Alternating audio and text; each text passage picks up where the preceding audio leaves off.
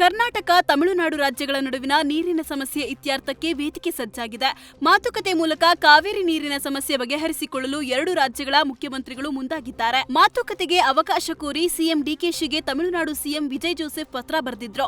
ಇದಕ್ಕೆ ಪ್ರತಿಕ್ರಿಯಿಸಿ ಆಗಸ್ಟ್ 3ರಂದು ಬರಬಹುದು ಎಂದು ಪತ್ರಗಳ ಮೂಲಕ ಡಿಕೆ ಶಿವಕುಮಾರ್ ಉತ್ತರ ನೀಡಿದ್ರು. ಇದೀಗ ವಿಜಯ್ ಕಡೆಯಿಂದ ಮರು ಉತ್ತರ ಬಂದಲ್ಲಿ ಆಗಸ್ಟ್ನಲ್ಲಿ ಉಭಯ ಮುಖ್ಯಮಂತ್ರಿಗಳಿಂದ ಮಹತ್ವದ ಮಾತುಕತೆ ನಡೆಯುವ ಸಾಧ್ಯತೆ ಇದೆ.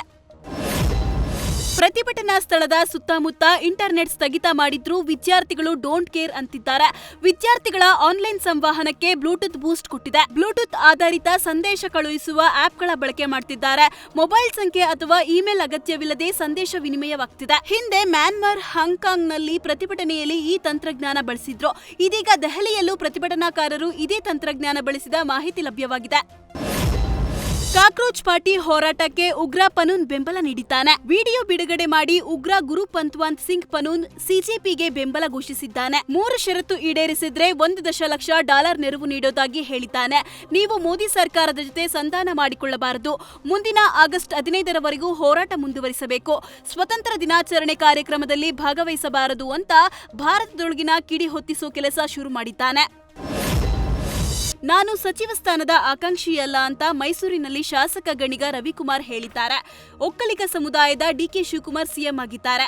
ಹಾಗಾಗಿ ಅದೇ ಸಮುದಾಯಕ್ಕೆ ಸೇರಿದ ನನಗೆ ಸಚಿವ ಸ್ಥಾನ ಕೇಳುವುದು ಸರಿಯಲ್ಲ. ಡಿಕೆ ಸಿಎಂ ಆಗಿರುವುದರಿಂದ ನಾನೇ ಸಿಎಂ ಆದಷ್ಟು ಖುಷಿ ಇದೆ. ಸಮುದಾಯದ ಹಿತದೃಷ್ಟಿಯಿಂದ ಸಚಿವ ಸ್ಥಾನ ಕೇಳುವುದು ಸರಿಯಲ್ಲ ಅಂತ ಹೇಳಿದ್ದಾರೆ. ಎಸ್ಐಆರ್ ಪ್ರಕ್ರಿಯೆಯಲ್ಲಿ ಬಿಎಲ್ಒ ಆಗಿ ಕೆಲಸ ಮಾಡ್ತಿದ್ದ ಶಿಕ್ಷಕಿ ಸಾವನ್ನಪ್ಪಿದ್ದಾರೆ. ಬೆಂಗಳೂರಿನ ಕುರುಬರಹಳ್ಳಿ ಸರ್ಕಾರಿ ಶಾಲೆಯಲ್ಲಿ ಶಿಕ್ಷಕಿಯಾಗಿದ್ದ ಶಮಂತ್ ಕುಮಾರಿ ಇತ್ತೀಚೆಗೆ ಬಿಎಲ್ಒ ಆಗಿ ನೇಮಕವಾಗಿದ್ರು. ಶುಗರ್ ಬಿಪಿ ಹೆಚ್ಚಾಗಿ ತೀವ್ರ ಜ್ವರದಿಂದ ಆಸ್ಪತ್ರೆಗೆ ದಾಖಲಾಗಿದ್ದ ಶಿಕ್ಷಕಿ ನಿನ್ನೆ ಹೃದಯಾಘಾತದಿಂದ ನಿಧನರಾಗಿದ್ದಾರೆ. ಇನ್ನು ಮೇಲಾಧಿಕಾರಿಗಳ ಒತ್ತಡದಿಂದಾಗಿ ಶಿಕ್ಷಕಿ ಶಮಂತ ಸಾವನ್ನಪ್ಪಿದ್ದಾಳೆ ಎಂದು ಕುಟುಂಬಸ್ಥರು ಆರೋಪಿಸಿದ್ದಾರೆ. ವಿಶ್ವವಿಖ್ಯಾತ ನಾಡಹಬ್ಬ ಮೈಸೂರು ದಸರಾ 2026ಕ್ಕೆ ಆನೆಗಳ ಆಯ್ಕೆಯು ಅರಣ್ಯ ಇಲಾಖೆಗೆ ತಲೆನೋವಾಗಿದೆ. ಆಯ್ಕೆಗೆ ಮುಂದಾಗಿರುವ ಅಧಿಕಾರಿಗಳಿಗೆ ಈ ಬಾರಿ ದಸರಾಗೆ ಯಾರು ಇನ್ ಯಾರು ಔಟ್ ಎಂಬ ಪ್ರಶ್ನೆ ಉದ್ಭವಿಸಿದ್ದು, ದುಬಾರೆಯಲ್ಲಿ ದುರಂತದಲ್ಲಿ ಮಗ್ನೆ ಆನೆ ಹಾಗೂ ಮಹಿಳೆ ಸಾವಿಗೆ ಕಾರಣವಾಗಿದ್ದ ಕಂಜಾನ್ ಆನೆಗೆ ಕೋಕ್ ಕೊಡಲು ನಿರ್ಧರಿಸಲಾಗಿದೆ. ಕಳೆದ ಬಾರಿ ಬಂದಿದ್ದ ಆನೆಗಳಿಗೆ ಮದ ಏರಿಸುವ ಕಾರಣ ಆನೆಗಳ ಆಯ್ಕೆಯು ಅಧಿಕಾರಿಗಳಿಗೆ ಕಗ್ಗಂಟಾಗಿದ್ದು, ಮುಂದಿನ ವಾರ ಆನೆಗಳ ಪಟ್ಟಿ ಹೊರಬೀಳಲಿದೆ.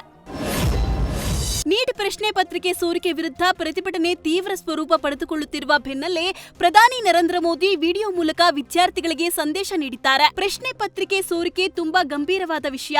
ಪತ್ರಿಕೆ ಸೋರಿಕೆ ಮಾಡಿದವರನ್ನು ಬಿಡುವ ಮಾತೇ ಇಲ್ಲ. ಪತ್ರಿಕೆ ಸೋರಿಕೆ ವಿಷಯವಾಗಿ ಸಚಿವ ಸಂಪುಟದಲ್ಲಿ ಚರ್ಚೆ ಮಾಡಲಾಗುತ್ತೆ. ಸೋಮವಾರದ ಅಧಿವೇಶನದಲ್ಲಿ ಮಸೂದೆ ಮಂಡನೆ ಮಾಡಲಿದ್ದು, ಶೀಘ್ರ ಮಸೂದೆ ಅಂಗೀಕಾರಕ್ಕೆ ಪ್ರಯತ್ನಿಸುತ್ತೇವೆಂದು ಮೋದಿ ಸೋಷಿಯಲ್ ಮೀಡಿಯಾದಲ್ಲಿ ವಿಡಿಯೋ ಪೋಸ್ಟ್ ಮಾಡಿದ್ದಾರೆ.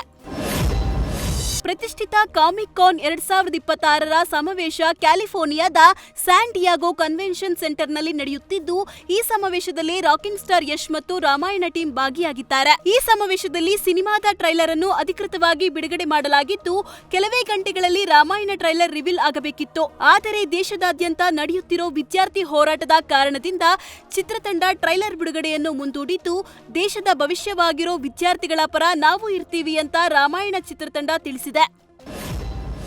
ಗ್ರಾಮದ ಬಸ್ ನಿಲ್ದಾಣದ ಬಳಿ ಕೆಎಸ್ಆರ್ಟಿಸಿ ಬಸ್ ನಿಲುಗಡೆಗೆ ಆಗ್ರಹಿಸಿ ಮಹಿಳೆಯರು ಪ್ರತಿಭಟಿಸಿದ್ದಾರೆ. ಬಾಗಲಕೋಟೆಯ ಜಮಖಂಡಿ ತಾಲೂಕಿನ ಇನಾಂ ಅಂಚಿನಾಳ ಗ್ರಾಮದ ಬಸ್ ಸ್ಟಾಪ್ನಲ್ಲಿ ಸರ್ಕಾರಿ ಬಸ್ ನಿಲ್ಲಿಸುತ್ತಿಲ್ಲ. ಹೀಗಾಗಿ ಮಹಿಳೆಯರು ರಸ್ತೆ ತಡೆದು ಬಸ್ ನಿಲ್ಲಿಸುವಂತೆ ಆಗ್ರಹಿಸಿದ್ದಾರೆ. ಶಿಕ್ಷಕರ ಕಿತ್ತಾಟದಿಂದ 4 ವರ್ಷಗಳಿಂದ ಸರ್ಕಾರಿ ಶಾಲೆ ಮುಚ್ಚಿದೆ. ಚಿಕ್ಕಬಳ್ಳಾಪುರ ಜಿಲ್ಲೆಯ ಶಿಡ್ಲಘಟ್ಟ ತಾಲೂಕಿನ ಅಮ್ಮಗಾರಹಳ್ಳಿಯಲ್ಲಿರೋ 13 ಕೊಠಡಿಗಳಿರುವ ಸುಸಜ್ಜಿತ ಸರ್ಕಾರಿ ಹಿರಿಯ ಪ್ರಾಥಮಿಕ ಶಾಲೆ ಈಗ ಅನಾಥವಾಗಿದೆ. ಮುಖ್ಯ ಶಿಕ್ಷಕಿ ಮಂಗಳ ಎಂಬವರ ಕಿತಾಪತಿಯಿಂದ ಪೋಷಕರು ಹಾಗೂ ಸಹ ಶಿಕ್ಷಕರು ಬೇಸತ್ತಿದ್ದರು. ನೆಗಡಿಯಾದರೆ ಮೂಗೆ ಕೊಯ್ದರು ಅನ್ನುವಂತೆ ಈ ಸಮಸ್ಯೆಯನ್ನು ಶಿಕ್ಷಣ ಇಲಾಖೆ ಅಧಿಕಾರಿಗಳು ಸರಡಿಸುವ ಬದಲು ಶಾಲೆಯನ್ನೇ ಮುಚ್ಚಿ ಕೈ ತೊಳೆದುಕೊಂಡಿದ್ದಾರೆ. ಮತ್ತೆ ಶಾಲೆ ಓಪನ್ ಮಾಡಿಸಿ ಅಂತ ಗ್ರಾಮಸ್ಥರು ಇಲಾಖೆಗೆ ಮನವಿ ಮಾಡಿದ್ದಾರೆ.